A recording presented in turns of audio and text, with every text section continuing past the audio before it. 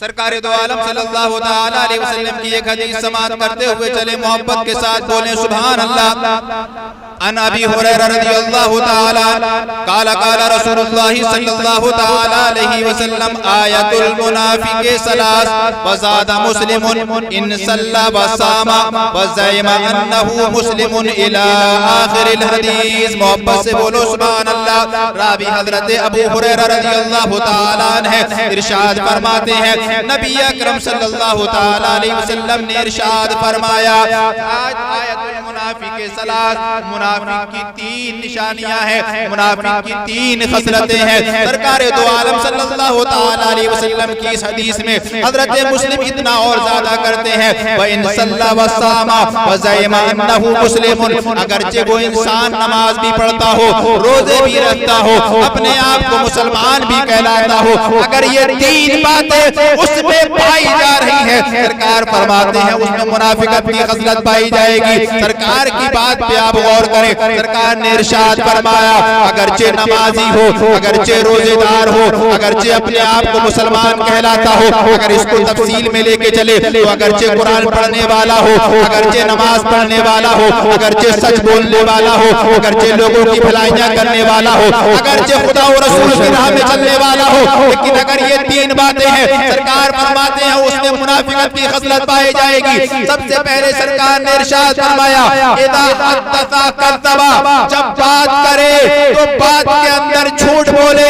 सरकार फरमाते हैं उसमें मुनाफिकत की खसलत है। नमाज पढ़ रहे हो, झूठ बोल रहे हो, सरकार फरमा रहे हैं मुनाफिकत की खसलत है। नमाज पढ़ रहे हो, मेरे इस्लामी भाइयों रोजा रख रहे हो, झूठ बोल रहे हो, सरकार फरमाते हैं इसके अंदर मुनाफिकत की खसलत है। अपने आप को मुसलमान कहला रहे हो, सरकार फरमा रहे हैं झूठ बोल रहा है तो इसके अंदर मुनाफिकत की खसलत है। हाँ, कुरान की तिलावत कर रहे हो, झूठ बोल रहे हो, सरकार फरमाते हैं इसके अंदर मुनाफिकत की खसलत है। तू कितने भी नेक काम कर ले, अगर झूठ का इस्तेमाल कर रहा है, तेरे अंदर मुनाफिकत पाई जा रही है। कसम खुदा की, मुनाफिकत को छोड़ दे, झूठ बोलना छोड़ दे, सच को अपना ले। रब फरमाता है जो सच बोलेगा मैं उसके साथ हूँ, जिसके साथ हो जाए वो दुनिया में भी कामयाब है। नारे तकबीर, नारे रिसालत, मसलके आला हज़रत फैज़ाने मिलग्राम शरीफ, आमदे हुसैन मिल्लत, जिंदाबाद जिंदाबाद, सुभान अल्लाह सुभान अल्लाह। लोगों का हाल तो ये है, वाह वाह, कि जहाँ बैठते हैं तो झूठ के अलावा कोई काम ही नहीं है। इसकी बुराई उसकी बुराई, और उसमें निरा झूठ मिला मिला के, मौज ले लेके, पढ़ ले नमाज़े, रख ले रोजे। सरकार फरमाते हैं ये मुनाफिक की खसलत है। अगर पाई जा रही है तो तेरे अंदर मुनाफिकत की खसलत पाई जा रही है, क्योंकि मुसलमान का शेवा है कि मुसलमान जब बोलता है तो सच बोलता है। मुनाफिक की खसलत है वो जब बोलता है तो झूठ का इस्तेमाल करता है। उसके आगे सरकार इरशाद फरमाते हैं, इदा औतमना खाना, जब उसको अमीन बनाया जाए तो अमानत में खयानत करे, ये भी मुनाफिकत की खसलत है। हमारा हाल देखो, यहाँ अमीन की बात तो दूर की रह गई, लोग लोगों का पैसा लेके खा के बैठ जाते हैं, लोगों की मजदूरियां तक लेके बैठ जाते हैं। हज़रात गिरामी, अमानत तो दूर की बात है, लोग लोगों हक देने को तैयार नहीं है। अमानत में खयानत इस तरीके से लोग कर रहे हैं, अगर थोड़ी ताकत आ गई तो किसी का भी पैसा मार के बैठ गए, थोड़ी ताकत आ गई किसी की भी मजदूरी मार के बैठ गए। अगर वो बार बार चक्कर लगा रहा है तो ताकत के दम पे उसको धमका रहे हैं। अगर तेरी बस की बात है तो लेके दिखा दे। मेरे इस्लामी भाइयों, आज हमारा माहौल इतना खराब हो चुका है कि हम देख ही नहीं रहे हैं कि हम किसका हक मार रहे हैं। आज हालात इतने बदतर हो चुके हैं कि हमें एहसास ही नहीं है कि लोगों का हक मार रहे हैं। कसम खुदा की, कयामत में अल्लाह तबारक व तआला अपने हक को माफ कर देगा, लेकिन बंदों का हक माफ नहीं फरमाएगा। आपने नमाजें नहीं पढ़ी है, रब हो सकता है उसको अपनी रहमत से माफ फरमा दे। आपने रोजे नहीं रखे हैं, हो सकता है रब अपनी रहमत से माफ फरमा दे। आपने कुरान की तिलावतें नहीं की है, हो सकता है रब माफ फरमा दे। लेकिन अगर आपने किसी का हक मारा है, रब माफ नहीं फरमाएगा। आपने अगर गलियों चौराहों में सीढ़ियां बना ली है, गलियों चौराहों को पतला कर दिया है, ये लोगों का हक है, आपने उनको तकलीफें दी है, तो ये लोगों का हक है। कल क़यामत के दिन ये लोग आपका गिरबान पकड़ के आपके हक ले लेंगे। हज़रात गिरामी, आपने गलियों चौराहों को हज़रात गिरामी छोटा कर दिया है, अपने मकान को थोड़ा थोड़ा बढ़ाने के लिए अब अगर किसी मुसलमान को कोई तकलीफ हो रही है, कोई दिक्कत हो रही है, उसका अज़ाब तुम्हारे ऊपर पड़ेगा। हमने चक्रोटों को काट काट के पतला बना दिया है, ये लोगों का हक है, इसका भी हिसाब क़यामत में देना पड़ेगा। मेरे इस्लामी भाइयों, हाँ, गलियों चौराहों पर आप जो भैंसे जानवर बांध देते हो, जिसकी वजह से आने जाने वालों को तकलीफ होती है, ये लोगों का हक है, इसका भी हिसाब क़यामत में देना पड़ेगा। आए दिन मैंने छाट छाट के 2-2, 4-4 इंच खेत बढ़ा लिए हैं, वो लोगों का हक है, उसका भी हिसाब आपको देना पड़ेगा। मेरा अकीदा तो यकीन तो ये कहता है, शरीयत की रूह से देखा जाए तो ये बात निकल के आती है। अगर थोड़ी बहुत मेंढ काट कर आपने 1-2 किलो अनाज फालतू उगा लिया, लेकिन आप ये नहीं सोच पाए कि ये 2 किलो अनाज आपके हजारों क्विंटल को खराब कर सकता है, क्योंकि ये हराम है। हराम मिलने के बाद में सारा के सारा हराम हो जाएगा। तू दूसरे के हक में भी गिरफ्तार हो गया, अपनी अच्छी कमाई को भी हराम बना दिया। कसम खुदा की, अमीन बन, लोगों का हक मत मार, लोगों की अमानत में खयानत मत कर, बल्कि जब क़यामत में उठे तो इस तरीके से उठे, लोग गवाही दे दे, मौला दुनिया में हमने इस बंदे से ज्यादा अमानतदार नहीं देखा। हमने देखा है कि इसने तेरे नबी की सुन्नतों को गलियों में भी अपनाया है, खेतों में भी अपनाया है, पेड़ों पर भी अपनाया है, हर सेवे के अंदर इसने तेरे नबी की सुन्नत को जिंदा किया है। मेरा ईमान कहता है, रब फरमाएगा, वो बंदे गवाही तू दे रहा है, जन्नत का हकदार। वाह वाह वाह वाह वाह, बहुत अच्छा पैगाम, बहुत ही अच्छा पैगाम। जिंदाबाद जिंदाबाद, नारे तकबीर, नारे रिसालत, नारे गौसियत, मसलके आला हज़रत फैज़ान बिलग्राम शरीफ, आमदे हुसैन मिल्लत। जिंदाबाद जिंदाबाद जिंदाबाद जिंदाबाद। मोहब्बत से बोलो सुभान अल्लाह, जोर से बोलो माशाअल्लाह। सरकार दो आलम सल्लल्लाहु तआला अलैहि वसल्लम आगे इरशाद फरमाते हैं, मुनाफिक की तीसरी पहचान ये है, इदा वादा खलाफा, जब वादा करे तो वादा खिलाफी करे। हम मुसलमान मजदूर से मजदूरी करा दी, कल आना, बेचारा कल आया, भाई मेरे पैसे दे दो, आज नहीं है परसों आना, परसों आया, चक्कर लग गया, वादा कर रहे हैं 15 दिन के बाद देंगे, 2-2, 3-3 महीने गुजर जाते हैं, सालों गुजार देते हैं वादा करते करते।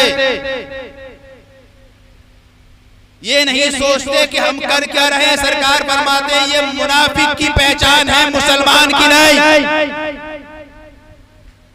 मुसलमान की पहचान तो ये है, इदा वादा वफा, जब वादा करे तो उसको पूरा भी करे। अभी आपने चेहल्लम मनाए,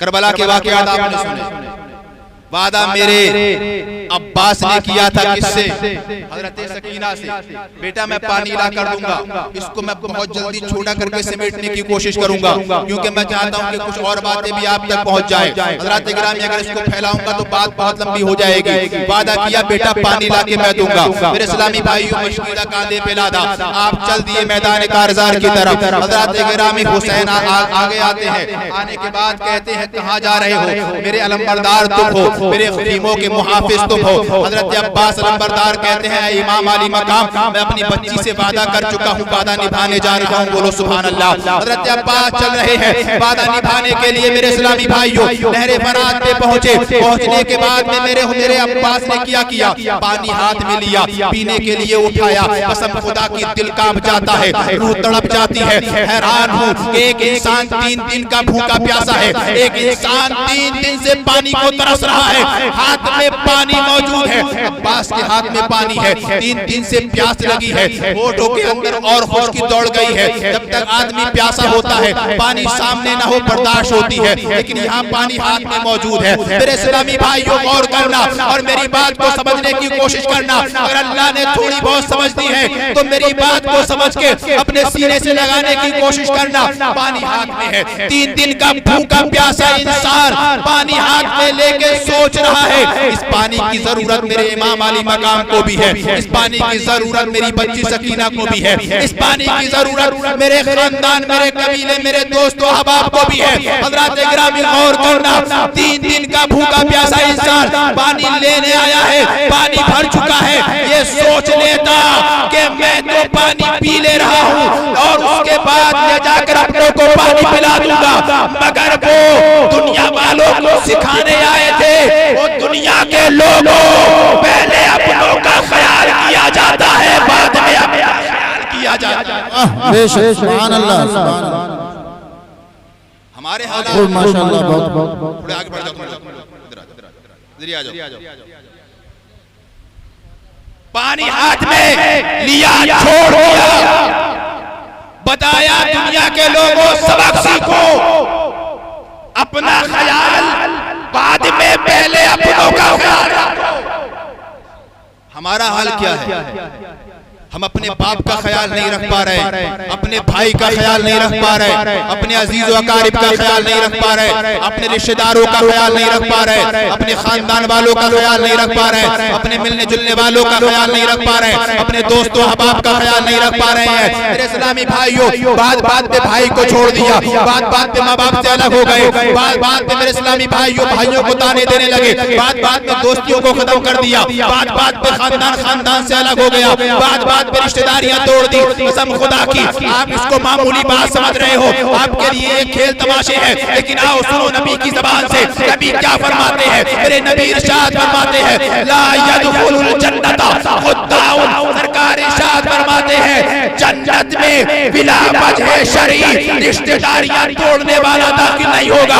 तुमने अपने भाइयों को छोड़ा बिला वजह शरई, तुमने अपने बाप को छोड़ा बिला वजह शरई, तुमने अपने चचाओं को छोड़ा बिला वजह शरई, तूने अपने खानदान के लोगों को छोड़ा बिला वजह शरई, तूने अपने मिलने जुलने वालों को छोड़ा बिला वजह शरई, तूने दुनियावी सियासत के चक्कर में अपनों को दूर कर दिया। अब नमाज़ें पढ़ रहा है, जन्नत में जाऊंगा, कुरान की तिलावत कर रहा है, जन्नत में जाऊंगा। मेरे इस्लामी भाइयों, गरीबों की इमदाद कर रहा है, जन्नत में जाऊंगा। दोस्तों अहबाब के साथ, आपने दोस्तों अहबाब के साथ लोगों के लिए भलाई का काम कर रहा है, जन्नत में जाऊंगा।